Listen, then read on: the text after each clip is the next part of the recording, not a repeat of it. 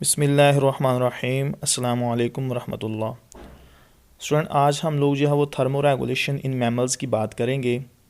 تو اس کے اندر ہم نے جو مین پوائنٹ پڑھنے ہیں ان میں سب سے پہلے ہم میملز فیچرز دیکھیں گے، یعنی کہ ان کی خوبیاں دیکھیں گے۔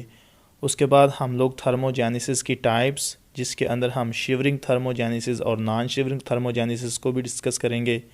اور لاسٹ پہ ہم لوگ جو دو ایریاز ہیں جن میں کولڈ اور وارم ایریاز کہ کیسے جو میملز ہیں اس کے اندر سروائیو کرتے ہیں ان کو بھی دیکھیں گے۔ تو آئیے سٹارٹ کرتے ہیں میملز کے فیچرز سے۔ اگر ہم بات کریں میملز کی تو یہ اینڈوتھرمک اینیملز ہوتے ہیں۔ اینڈوتھرمک کہتے ہیں جو باڈی کے اندر ہیٹ کو جنریٹ کرتے ہیں۔ اسٹوڈنٹ، میمل جو بھی کچھ کھاتے ہیں اس کے اندر پھر اس کھانے کا میٹابولزم چلتا ہے، ری ایکشنز چلتے ہیں اور یوں پھر میٹابولزم سے ہیٹ جنریٹ ہوتی ہے۔ اس وجہ سے ہم لوگ اس کو اینڈوتھرمک اینیملز کہتے ہیں۔ Maintain their body temperature at narrow range. Student, یہ جو میملز ہوتے ہیں یہ اپنی باڈی کے ٹمپریچر کو ایک مخصوص مقدار کے اندر برقرار رکھتے ہیں یا رکھنے کی کوشش کرتے ہیں۔ اب وہ مخصوص مقدار کتنی ہو سکتی ہے؟ اسٹوڈنٹ، وہ 36.1 to 37.8 تک ہو سکتی ہے۔ ایسا کیوں ہوتا ہے؟ کیونکہ میملز کی باڈی کے اندر جو انزائم ہیں وہ اس ٹمپریچر پر اچھے طریقے سے کام کرتے ہیں، اس وجہ سے ان کو یہ والا ٹمپریچر برقرار رکھنا لازمی ہوتا ہے۔ اسٹوڈنٹ، اس کے علاوہ ability to lose of heat, ان کے پاس یہ ابیلٹی ہوتی ہے، یہ صلاحیت ہوتی ہے کہ یہ ہیٹ کو لوز بھی کر سکتے ہیں۔ Ability to produce of heat, اور اس کے علاوہ یہ باڈی کے اندر پروڈیوس بھی کر سکتے ہیں ہیٹ کو میٹابولزم کے ذریعے۔ Ability to gain of heat, اور باہر سے ریڈیشنز وغیرہ کے ذریعے باڈی کے اندر گین بھی کر سکتے ہیں، یعنی کہ حاصل بھی ہیٹ کو کر سکتے ہیں۔ یہ تھے میملز کے فیچر۔ آئیے اب سٹارٹ کرتے ہیں ہم لوگ اس کی ٹائپس تھرموجینیسس کی، وہ کون کون سی ہیں۔ یہاں سے بڑا امپورٹنٹ جو ہے وہ شارٹ کوسچن بنتا ہے، کافی دفعہ بورڈ کے اندر پوچھا بھی جا چکا ہے شیورنگ اینڈ نان شیورنگ تھرموجینیسس کے بارے میں، تو اس میں ڈفرنس آتا ہے، تو اسٹوڈنٹ دھیان سے سمجھیں گے ہم اس کو۔ سب سے پہلے بات کر لیتے ہیں شیورنگ تھرموجینیسس کی۔ Produce of heat by muscles action یا مسلز کنٹریکشنز، باڈی کے اندر جو ہے وہ ہیٹ کا یعنی کہ انرجی کا پیدا ہونا کس کی مدد سے؟ مسلز کے کنٹریکشن یا ایکشن کی وجہ سے۔ اسٹوڈنٹ، جب ہم لوگ ہارڈ ایکسرسائز کر رہے ہوتے ہیں یا مشکل کام کر رہے ہوتے ہیں یا سخت ورک کر رہے ہوتے ہیں تو اس دوران ہمارے مسلز جو ہے وہ ایکشن کے اندر ہوتے ہیں، اس کے اندر سے ہیٹ جنریٹ ہوتی ہے یا ہیٹ پروڈیوس ہوتی ہے، اس پروسیس کو ہم لوگ شیورنگ پروسیس کہتے ہیں۔ اس کی اگزامپل آپ یوں لے لیں کہ جب ہم لوگ دوڑ لگا کر آتے ہیں یا رننگ کے اندر ہوتے ہیں تو اس دوران ہماری باڈی جو ہے وہ ہیٹ اپ ہو جاتی ہے، یہ جو ہیٹ ہے اس کو ہم لوگ بولتے ہیں کہ یہ مسلز کے ایکشن یا مسلز کے کنٹریکشن سے پیدا ہوئی ہے۔ اسٹوڈنٹ، دوسری طرف اگر ہم لوگ نان شیورنگ تھرموجینیسس کی بات کریں تو وہ کیا ہوتا ہے؟ Produce of heat by hormonal action اور تھائرائڈ گلینڈ، جو ہارمون کے ایکشن یا ہارمون کے کنٹریکشن سے ہیٹ پروڈیوس ہوتی ہے اس کو اسٹوڈنٹ ہم لوگ نان شیورنگ تھرموجینیسس کہتے ہیں۔ یہ کیسے ہوتی ہے جی؟ Produce تھائروکسن hormone which responsible for production of heat, تھائروکسن hormone release ہوتا ہے جو آگے جا کے ہیٹ کے جنریٹ کرنے کا باعث بنتا ہے۔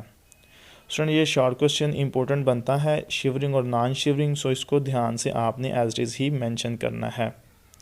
آئیے دیکھتے ہیں کہ میملز جو ہے وہ جن دو کنڈیشن کے اندر یا جن دو ایریاز کے اندر رہتے ہیں اس میں ان کو رہنے کے لیے کن کن باتوں کا خیال رکھنا پڑتا ہے یا کون سے ایسے کام ہیں جن کی وجہ سے وہ وہاں پہ رہتے ہیں۔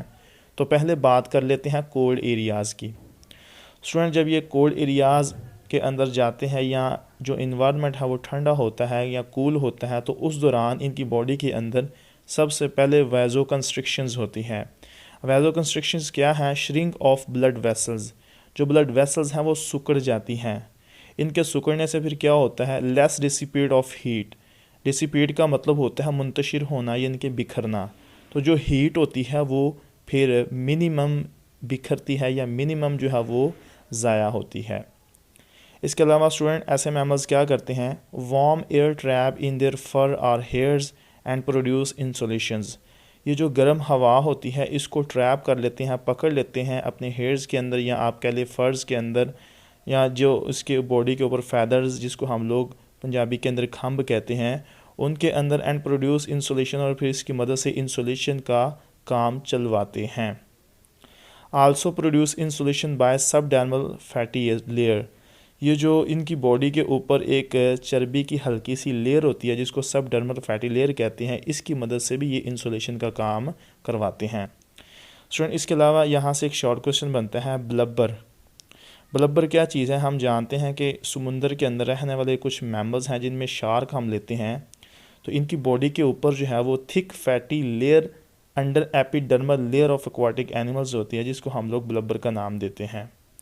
اسٹوڈنٹ یہ ان ایکٹیو آف سویٹنگ ہوتی ہے، مطلب اس کے اندر سویٹنگ گلینڈ جو ہے وہ نہیں ہوتے، سو اس کو ہم لوگ بلبر کہتے ہیں.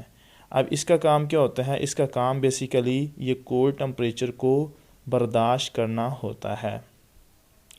اسٹوڈنٹ یہ تھا کولڈ ٹمپریچر. اب ہم دیکھتے ہیں وارم ایریاز کے اندر یا وارم کنڈیشن کے اندر کس طرح سے میملز جو ہیں وہ اپنے آپ کو سروائیو کرواتے ہیں. تو سب سے پہلا کام اسٹوڈنٹ اس کے اندر ویزو ڈائلیشن ہوگا. ویزو ڈائلیشن بولتے ہیں ہم لوگ کہ جو ویسلز ہیں، بلڈ ویسل جو ہیں وہ ڈائلیٹ ہو جائیں گی، یعنی کہ پھیل جائیں گی. ان کے پھیلنے سے مور ڈسیپیٹ آف ہیٹ ہوگا، مطلب یعنی کہ جو ہیٹ ہے وہ زیادہ سے زیادہ میکسیمم جو ہے وہ باڈی سے باہر نکلے گی یا منتشر ہوگی. اس کے علاوہ اسٹوڈنٹ ایویپوریشن کا پروسیس ہے. اب یہ ایویپوریشن جو ہے وہ 2-3 طرح سے ہوتی ہے.